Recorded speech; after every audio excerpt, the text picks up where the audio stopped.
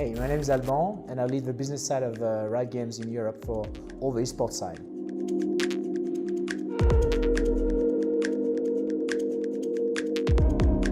Yeah, I don't know if we turn them into stars. They are the stars. And clearly for us, it was just taking the opportunity to connect all brands that are coming into the community with familiar faces. So when we have to introduce a brand like Kia in their cars, who was better than Trevor, who has this cute video about assembling his team of casters for the opening of a season, to be the red thread with this car is kind of like a nice way, a polite way to introduce the brand into the community.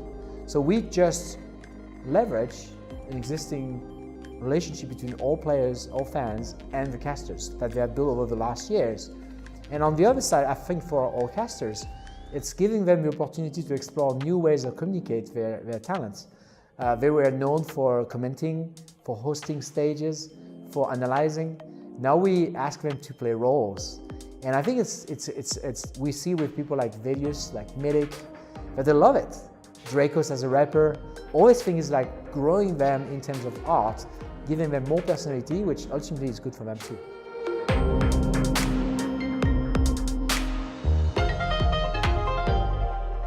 If I knew, I would be delighted. I think we are trying many things at the same time. We're not afraid to fail. We had some things that didn't work, but some others did. So I think, first of all, we are in football in 1992, there was this moment where the Champions Cup became the Champions League. When the Champions Cup in 1992, it was already the biggest football competition in Europe. They took this bold move to elevate and accelerate and become even better by becoming the Champions League. We did kind of this scary move at the beginning of the year. With the new model, with the new teams, we decided to change our name, to change our brand, to reposition what we wanted to offer to players, to reconfirm that we are unique. We are Europe, we are EU, we are from Berlin, and we don't need to copy anyone, any other league in esports, any other sports. We are the best esports league in Europe, and we own it. So this repositioning that comes with a new name, a new logo, a new visual identity, a new studio, some new teams, has fed the flame of passion from the fans, give them more reason to come and watch the games. And obviously, we also introduced some new features. Now, if you watch LEC on the Watch, you have the chance to have some missions and you have some rewards in game. Connecting the two worlds, the world of watching and the world of playing, probably help us to engage a new range of players that were not excited with the competition, but really excited to connect to their games and learn how to play better. So giving more reason to players to become fans is our strategy.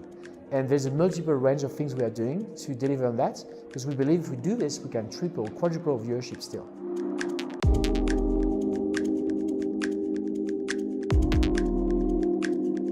I don't think we ever changed strategy. Riot was always welcoming collaboration with brands. We just build a bit more resource to be able to accommodate the needs. We have integrated some new team also inside of Riot that are better understanding what a brand is expecting from Riot. So I think building the understanding from both sides. The brands are now getting more used to the world of esports. They are getting more educated. They are ready to activate the partnership they build with esports the same way they will do it in music or sports. And on the other side, the world of esports is incorporating new resources, new talents that have this understanding. So I think it's not only on the right side, it's really like a movement of the brands getting more mature and more educated on esports. Riot doing a big step change with LEC that gives us an opportunity to also do more with brands into this new vision.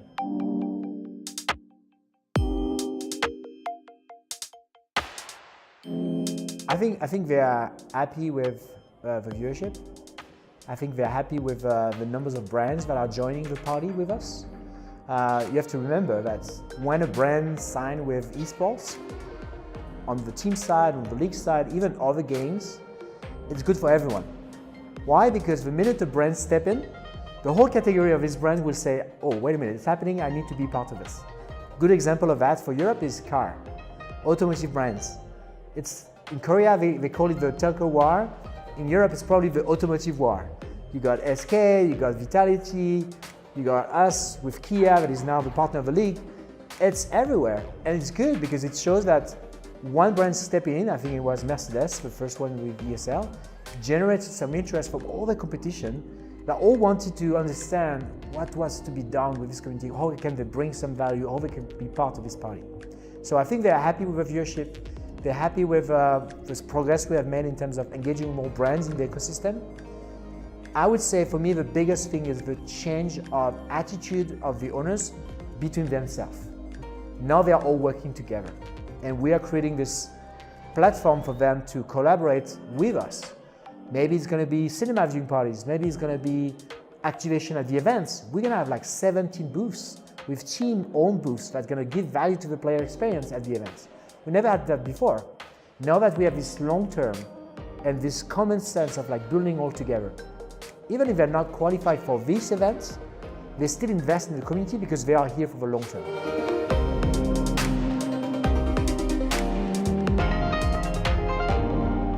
We wanted to take the opportunity to step change the format. We wanted to make something that is much more appealing to connect on both days.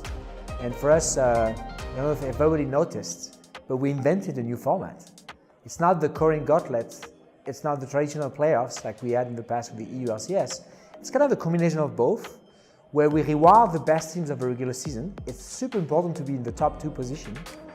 But at the same time, we allow some Cinderella story like the one of Fnatic at the moment. So this combination for us was important, at the same time as the Saturday game is crucial.